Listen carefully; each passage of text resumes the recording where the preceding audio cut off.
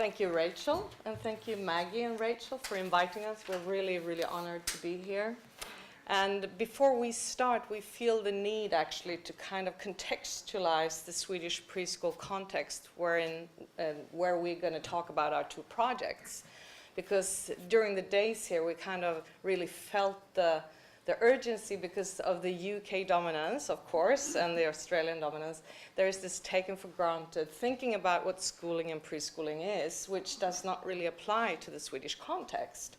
So I just want to say something about that context really quickly.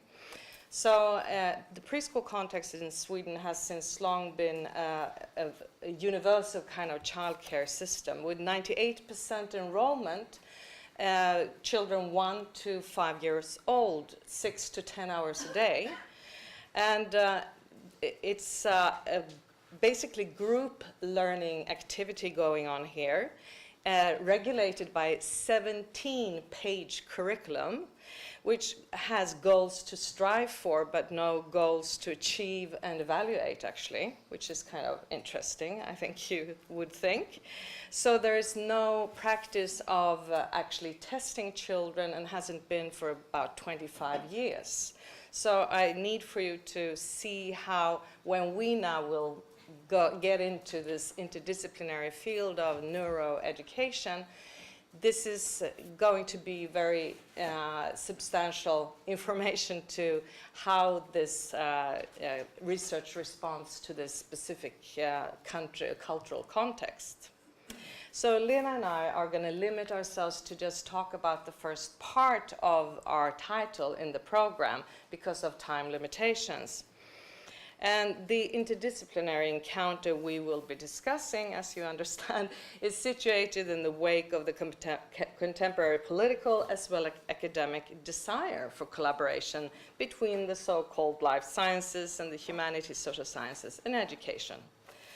And the life sciences are, in an unfortunate straw man, taken for granted way of thinking, referred to as exact, hard, and objective, since knowledge is understood to emerge out of the presumed natural laws of nature.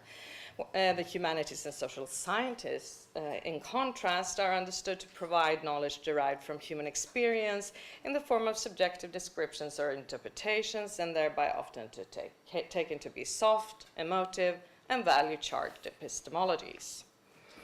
Anna-Marie Moll, in her book The Body Multiple, shows how advocates for these two straw man paradigms more or less agreed to go separate ways in the 1950s, whereby the social sciences proclaimed that they from now on would leave the body to biology.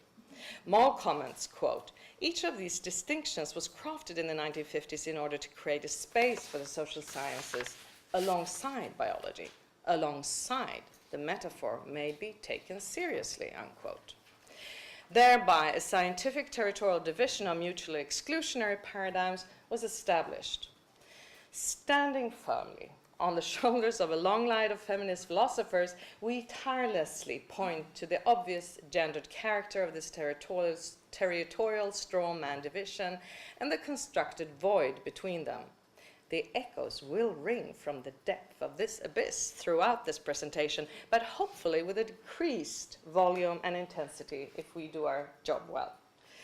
On the contemporary political scene, this unfortunate divide is articulated in new ways as true facts are polarized against subjective understandings in sometimes very contradictory and dangerous ways, undermining the possibilities for creative collaborations and constructive nature culture entanglements, such as those that have since long been offered in the classical feminist work of Anne Fausto Sterling, Donna Haraway, Liz Gross, Isabel Stengers, Elizabeth Wilson, and Rosie Braidotti and others. However, although these feminist theorists have repeatedly shown us how this separatist stance both can and needs to be challenged, some of us in this new materialist corner, including myself, have continued to refer their work while simultaneously advocating a continued separatist stance of irreconcilable differences between research theories and paradigms. like I actually did here myself in 2013 when polarizing new feminist materialism and the renewed phenomenological feminist materialisms of Sarah Ahmed, if you remember, some of you. I would not do that today. What we want to get to here is that it is in this context, or in the context of messy, multiple, and social practices and realities in, for instance, schools and preschools, that we experience the possibility and necessity of a non-separative mode of epistemological and ontological multiplicities. Claire Coolbrooke writes on the importance of striving to, quote, become more rather than less differentiated, unquote. And for me, this applies both to the construction of subjectivities and what I've lately written on as the need for more and multiple methodologies at work, rather than rejecting the idea of method altogether. Yesterday, you saw examples of such work of multiple methodologies in collaborations with those whom the research concerns, in Anna Hickey-Modi's and Emma Reynolds and Gabrielle Ivinson's and Jenna Gard's keynotes. In the two interdisciplinary projects which are subject for today's lecture, the problems of shared concern was first raised by the preschools themselves in the municipality, which we've had a close collaboration with since many years. Our overall concern was that what the rapidly developing neurosciences might do to us, for us, or perhaps together with us. Or, in other words, how to engage in the encounter with the neurosciences as educational practitioners and researchers, as Felicity Collard and Des Fitzgerald have also experienced. The force of this problem is becoming increasingly intense as the stakeholders request new sets of knowledges that actually cannot be achieved without interdisciplinary collaborations of some sort. As we will argue, we must not shy away from such collaborations, which is why I decided to outline an interdisciplinary intervention study in preschool set up as a randomized controlled trial study on the group level with brainwave measuring, evaluating a pedagogical intervention as the first step of a long-term commitment to work together with preschool staff on further collaborations and developments of that pedagogy to be evaluated. This project involves 14 researchers and assistants from 6 disciplines, 29 preschools, and over 400 kids. And money was, of course, granted. Lena, tell us how you planned your PhD project. Yes. Based on an invitation from preschools in a municipality outside the inner city of Stockholm, I designed a collaborative feminist study with 3 preschool units. 3. But I will get back to this later, but first a few words on the layout of this lecture. What Hillevi and I want to do here today is to let you have a peek into our epistemological and methodological struggles in these 2 projects.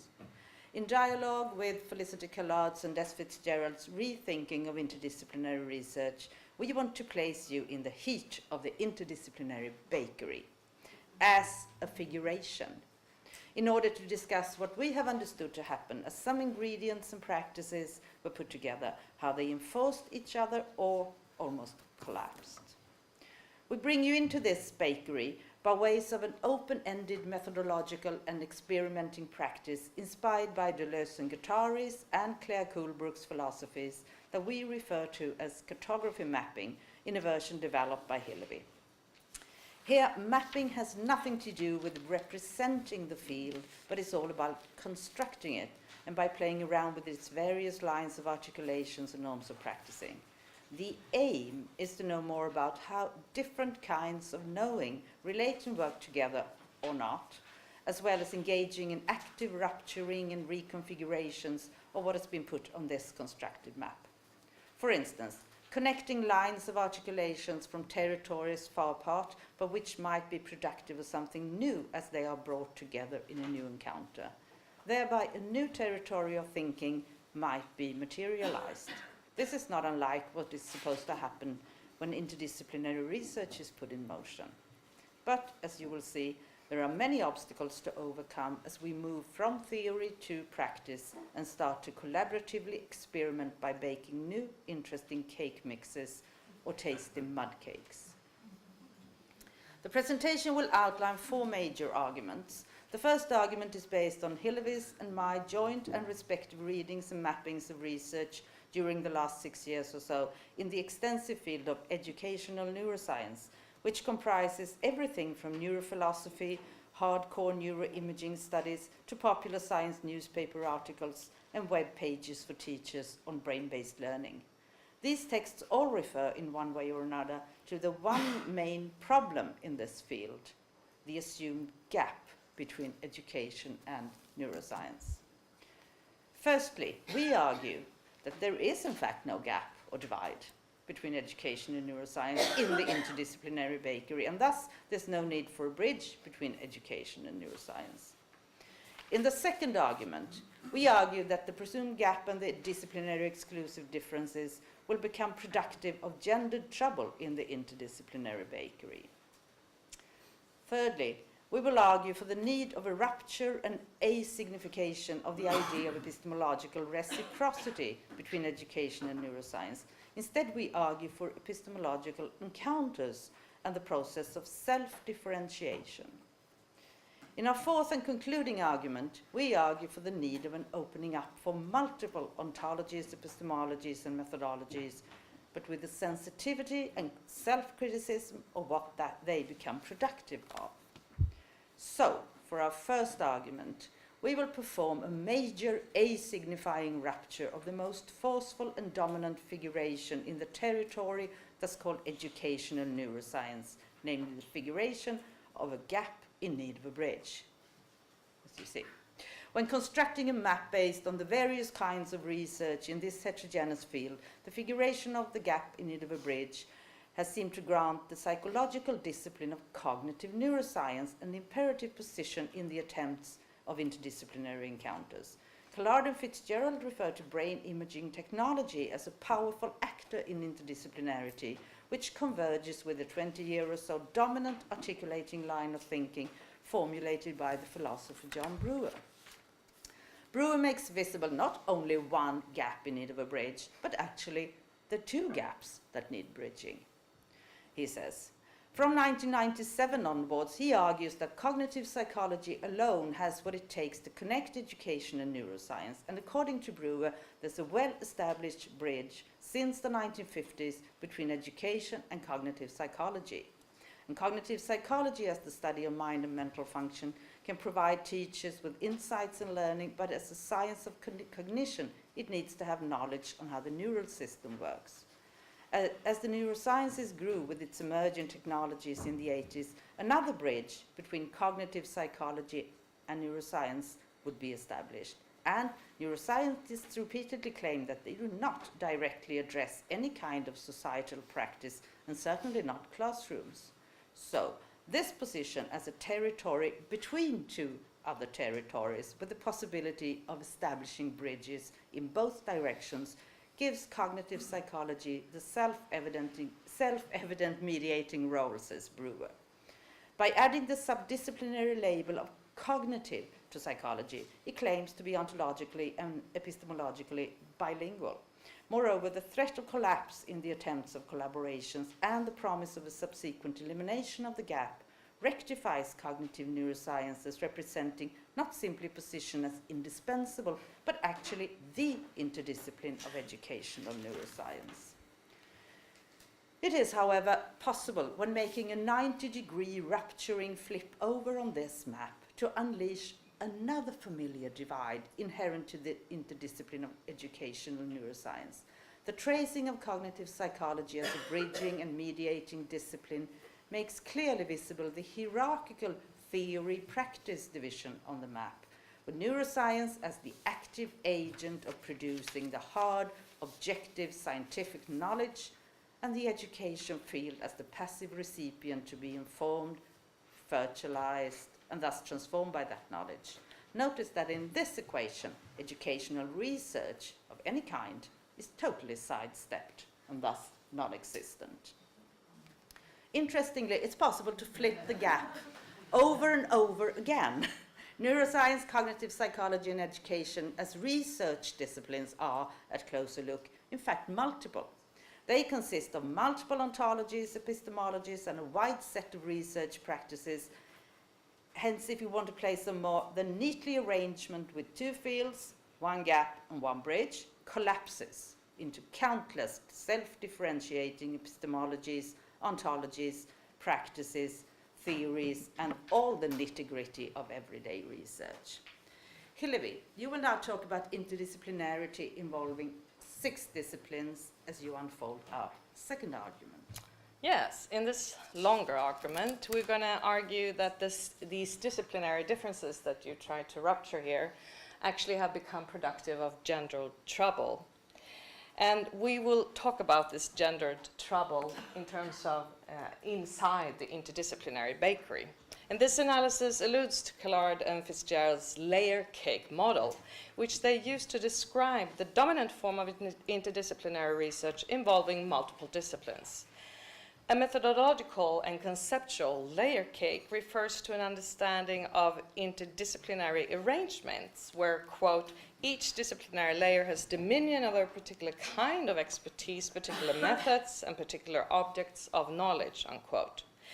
And this description fits, in parts at least, the presently ongoing intervention study, which involves the disciplines of education, linguistic development and psychology, cognitive neuroscience, and clinical psychology. So what might interdisciplinarity of this kind, as Collard and Fitzgerald write, look and feel like, unquote? And adding, what might the disciplinary differences taste like as they are put to play in practice? But what initiated the project in the first place? In the light of the ongoing discussions of replacing the learning goals to strive for with learning goals to be achieved and evaluated, both practitioners and I felt an increasing urge to evaluate the effects of post-structuralist and new materialist-inspired, interactive, aesthetic, and collaborative, as well as norm-critical learning practices that I've spent a substantial part of my career arguing and working for. If they want evidence-based practices, let's go ahead and evidence-base them, kind of thing. The efforts of theorizing such practices over the last 20 years by myself, Gunilla Dahlberg, Anna Palmer, Liselott Olsson, and others have had an unthinkably strong impact on preschools in Sweden. Observing how these practices have moved from the territorial margins to a normalizing center in the preschools of Stockholm and other cities has, however, put me in a dilemma. I feel a mixture of severe self-critique in relation to the problems arising with hegemonic claims, the exclusions of specific and certain practices that are found unhealthy, and unhealthy competition between practitioners, salary differences, and how the dominant notion of group learning makes some practitioners neglect those necessary individual challenges that some children will always need, and certainly now with a big number of newly arrived children from Syria and other places. It is in fact this lack of actually being able to support the many various challenges needed for individual children that has rendered the most critique and the cry for more individualized learning practices. So how can we strengthen these practices to include challenging individual children as part of a group learning process? And what if we can somehow in that work actually show how this might in fact become that creative and undefinable process of self-formation rather than normative Foucauldian formation, to refer to Claire Kubrick's thinking on what pedagogy and philosophy have in common. Before putting that layer cake model to work, we need to emphasize that interdisciplinarity becomes something else when moved from the material discursive space of the university. Moving the research, including the portable EEG lab, into the territories of everyday practices of socioeconomic and culturally situated preschools has extended and transformed the power productions in unexpected ways. Now, the layer cake. in the construction of our research application, my co-applicant and co-project leader Tove Järholm from Linguistics and I had jointly and firmly placed the preschools themselves as the foundational layer of this cake.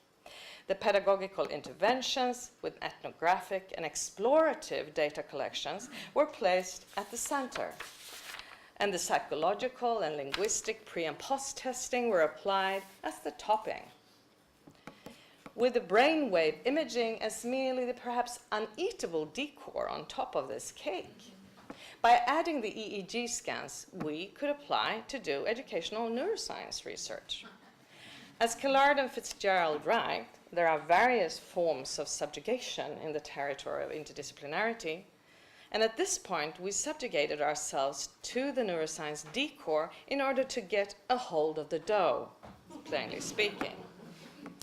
However, the 18 months of designing the study completely turned this layer cake upside down, with the main question of what could actually be measured or not, that is, the tools and techniques of the hard and objective male gender disciplines, immediately took the lead in the baking process.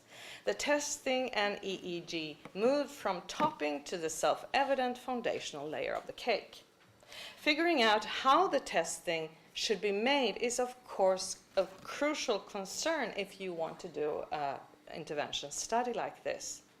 But during this time of the project, the subjugation of the soft disciplines of education to those hard enough to be thought of as being able to produce facts and truths as a way to get money to work with practitioners severely backfired on me. Audre Lorde's words kept ringing in my head. The master's tools will never dismantle the master's house. I realized that I was played by those same old gender disciplinary power productions when the psychologists, neurocognitivists, and linguistic researchers gathered in their partly shared shelves at one end of the bakery, and at the other end, the educational researchers were busy designing the pedagogical intervention. When asked to write the underpinning theory of this intervention, we produced theory based on post-structural and new materialist theories, which evidently had no connection at all to the measuring and testing. Not being able to communicate with the others on a theoretical level made us, rather than them, feel stupid. At this point, though, we had no time to map the connections between our own theoretical articulating lines and those of other theories. We were busy doing the, if you will, gender-impregnated housework of cleaning and sweeping the floors and paths connecting the bakery to the preschools involved, thus forming and informing all of the necessary relations and connections at all levels of the municipality. It was, after all, the well-established reputation and trust invested in myself, Anna Palmer, and Susanne Schillander as educational researchers that made the opening of the gates to this territory possible in the first place. To some of us, interdisciplinarity at this point looked and felt like sheer gendered subjugation and had that sour taste of bitterness and bad morning breath. As the project leader, interdisciplinarity materialized as sweaty anxiety when waking up at night with fear of how to best justify the testing to the preschool staff and families. Why at all introduce such tests that feminist post-structuralists had actively been involved with resisting during a major part of our careers due to the inherent risk of problematic power productions? A resistance that had actually paid off, since preschool teachers in Sweden do not test children at all since at least 20 years back. The project cake design almost came to a collapse. There was no binding substance between the ingredients and layers, and an ingredient making the cake rise to its original aim and purpose. However, it turned out to be that very subjugation by the gender disciplinary power productions that made me realize that this is also the only way to have the power production be equaled out. But without the authority in the role as project leader, it would probably have been a lot harder, if not impossible, to start making this gender disciplinary power production visible to all and thus avoid the collapse. Because they actually needed to understand our positionings, aims, and theoretical engagements. And we actually needed to accept, understand, and not actively distrust the workings of the epistemologies that the evaluations were partly based on. And all of us needed to actively displace, disrupt, and transform our straw man understandings of each other's disciplines, including their gendered character. This way, the alleged differences between our disciplines would be replaced with an important sense of self-differentiation, becoming different in ourselves. But what was conclusive was moving out of our respective territories in the bakery and meet in the middle, to engage with the construction of the necessary binding as well as elevating ingredient in the baking process. So what was that ingredient? It is comprised of a resignified awareness and acknowledgements, firstly of the children and their families, without whose collaboration there would be no project. Secondly, acknowledging the efforts and engagement with teachers and staff, and thus acknowledging that the overall aim of this project was not about doing research on children or teachers' abilities and skills, but with them to help us evaluate our pedagogical intervention. However, an equally important ingredient was acknowledging the relational ethics on which the pedagogical intervention was actually built, drawing on the philosophies of Donna Haraway, Isabel Stenger, John Wall, and others. Discussing this ethics would rupture and significantly resignify our collaborations. This helped us construct together a relational research ethics, which would turn out to be that baking powder that would have the other ingredients and disciplinary layers to communicate, collaborate, and rise together. Hence, engaging in research ethics emerged as the new creative territory for interdisciplinarity. Everyone engaged in the construction of the many ethical protocols for all the different kinds of engagement with children, families, and staff, extending far beyond informed consent and acknowledging our unreserved dependence on the participants so they could actually help the researchers do the research. This included elaborate strategies for retrieving embodied consent from the children in each event of the research, reading their body language even when they have first already given their consent, teaching them how to use their hand and bodies to signal, no, I don't want to be observed or filmed in this moment. And these were strategies that the children came to like so much that they used them to signal to their teachers when they felt that their integrity was violated during moments of documentation, observation, or otherwise in their daily practices. At this point, the educational researchers had enough breathing space to start articulate the various theoretical connections between multiple theories to underpin our pedagogical intervention. This would severely rupture and resignify our understanding of the pedagogy we had set up. We found that other theories, curiously, could produce more precise and adequate practices in collaboration with new materialist theories. In this work, we learned more about our own epistemological prejudice as educational researchers, and thus about what Collard and Fitzgerald talk about as the, quote, ontological, epistemological, and political blockage inherent to our disciplinary research practices. And we experienced the gain of the multiple theorizing becoming more rather than less differentiated in this process. Lena, this is something that you also experienced in your project, right? Mm-hmm. As you remember from the first argument, the most sought after ideal in interdisciplinary research is understood to be reciprocity.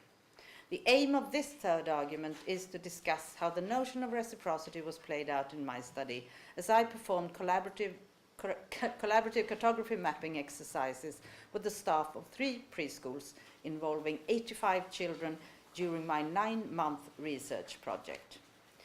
The objective was to explore epistemological encounters between the neurosciences and literacy practices in preschool. We wanted to know what would emerge as neuroscientific findings and other kinds of neurotexts, concepts, and discourses were thrown into the meshwork of already established literacy theories and practices. The latter were materialized as documentations of everyday practice in each of the preschools by the teachers themselves and by me as participant researcher. And importantly, I was actually invited by the staff because they wanted to know what neuroscience might have to offer their practices in their desire to continue to self-evaluate and develop their literacy practices. The practitioners thus had their own agenda and aims in participating in the research, only partly overlapping mine. The most important component in our collaboration was, however, our joint desire to improve the conditions for children's learning. From this and our partly differing aims and ideas, we constructed a shared matter of concern for our collaboration.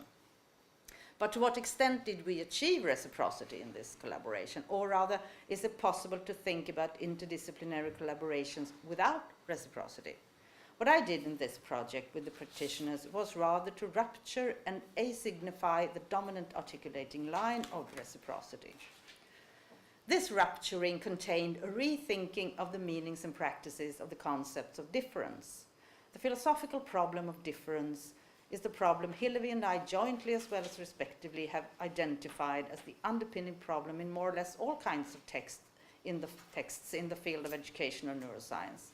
It underpins and informs concepts like interdisciplinarity itself, the gap, and the concept of reciprocity, which all imply a relation to difference.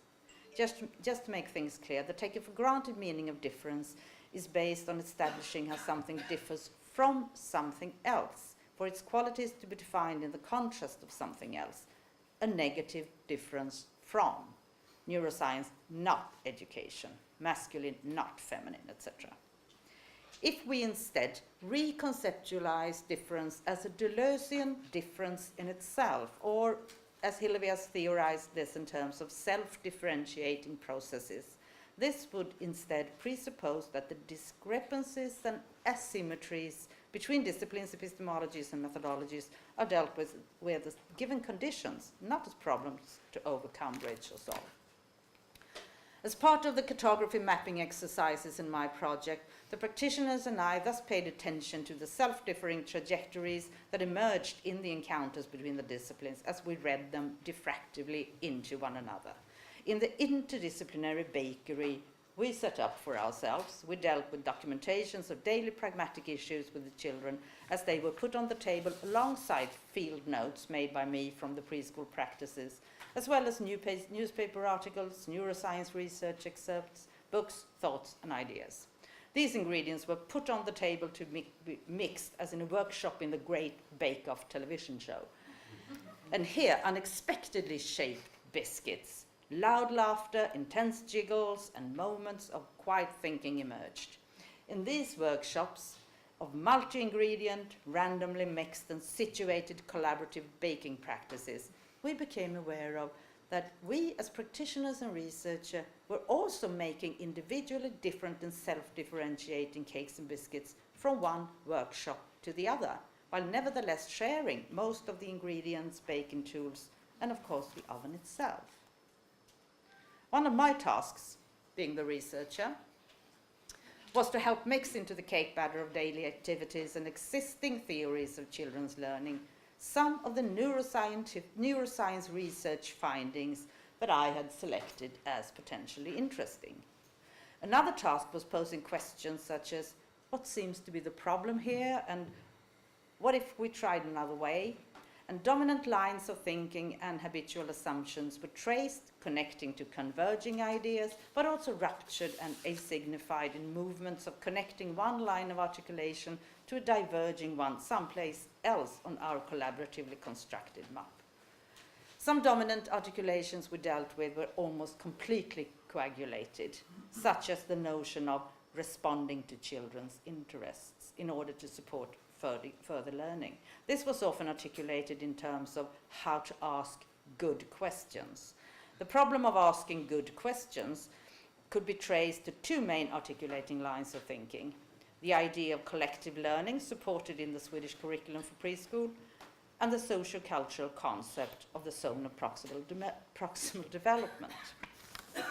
By putting on the map some neuroscientific findings, we could also trace a diverging line of a phenomenological idea of the child, highlighting the individual intentions and trajectories of the child's literacy development. Moreover, we put on the map findings of children's learning in light of brain plasticity and brain-culture interaction.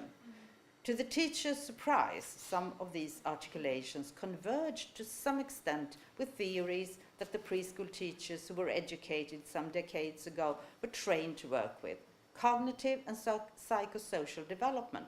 These are theories that they found to be helpful in the work with individual children, but which the dominating socio-cultural norms considered outdated and unwanted. The mapping together of preschool practices with some of these cognitive neuroscientific findings thus produced an unexpected rupturing of taken for granted ways of thinking about literacy learning.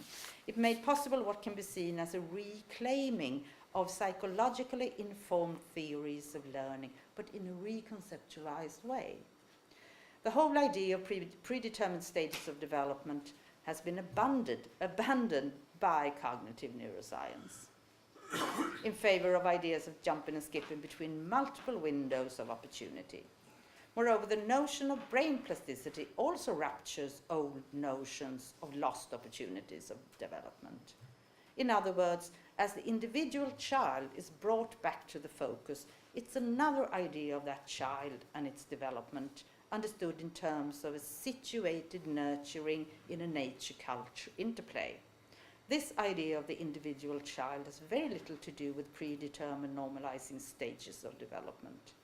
In practice, this meant that the individual child was brought back to the discussions of these preschool teachers and staff, but not to replace group learning, but to complement the presently dominating idea, which still is a desired norm. So, what of reciprocity? In this practicing of collaborative cartography mapping, reciprocity can be understood in terms of us caring for each other's questions and aims without making them our own. Importantly, this applies to both the practitioners and me as a researcher, as it applies to the disciplinary research and the preschool practices put on the table to map and play with. By recognizing each other's interests and questions, a reciprocal practice emerged that was simultaneously a research practice and a didactic preschool practice, and a cognitive neuroscience piece of knowledge, and a preschool teacher's accumulated experience, and. This meant that the meaning of reciprocity in terms of mutual exchange would be reconceptualized in terms of respecting and recognizing the self-differentiation going on in your own as well as in the other's practice. This seemed to have a leveling effect on otherwise taken for granted hierarchical and asymmetrical relations between research practice and preschool practice, between neuroscience and preschool education, as well as between researcher and participants.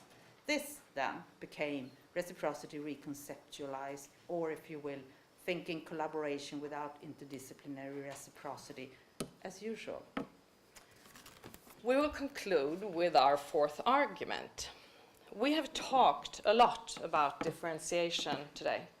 This is not only about embracing becoming different in ourselves as researchers and practitioners, it also urges us to think in terms of multiple epistemologies, ontologies, and methodologies, working side by side and intervening in one another to be productive of epistemological and methodological self-differentiation, and thus, as Kuhlberg states, becoming more rather than less differentiated. Theoretically, this can be connected to what Jamie Weinstein and Claire Kuhlberg talk about as the need not to get stuck in competing arguments of epistemological issues of, quote, how we know the world best based on the most trustworthy ontology, and thus what is possible to know of that world, unquote.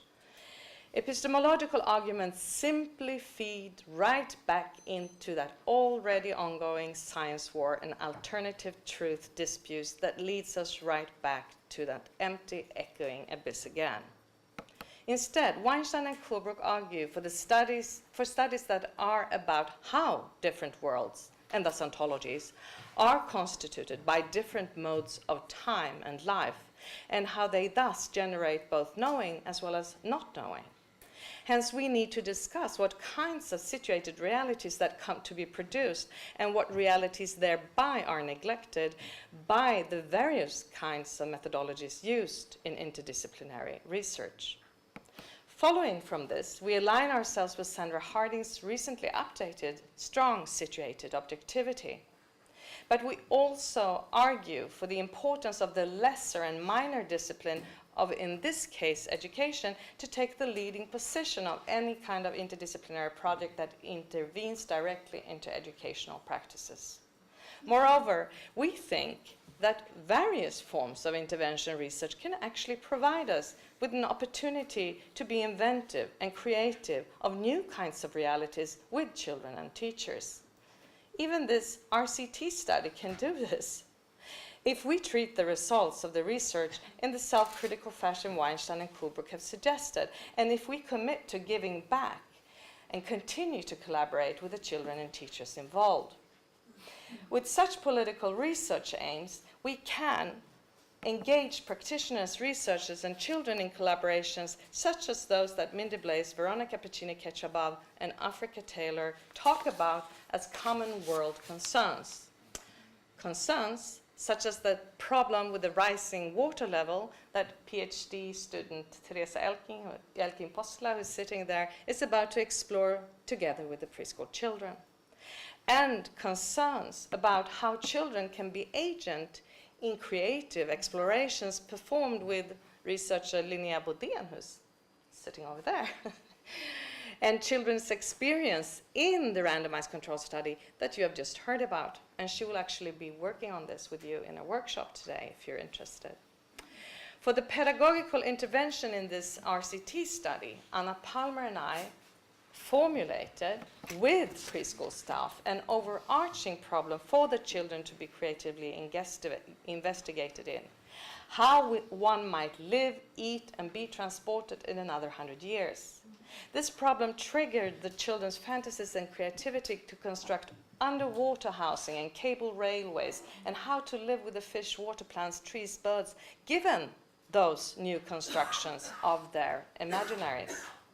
We claim that it's actually possible to, as Kuhlbrook writes, bring forth a potential becoming of, quote, what we not already are, and a future that we do not yet know, unquote, in processes of creative self-differing self-formation on behalf of both the children, teachers, and researchers involved in these pedagogical interventions.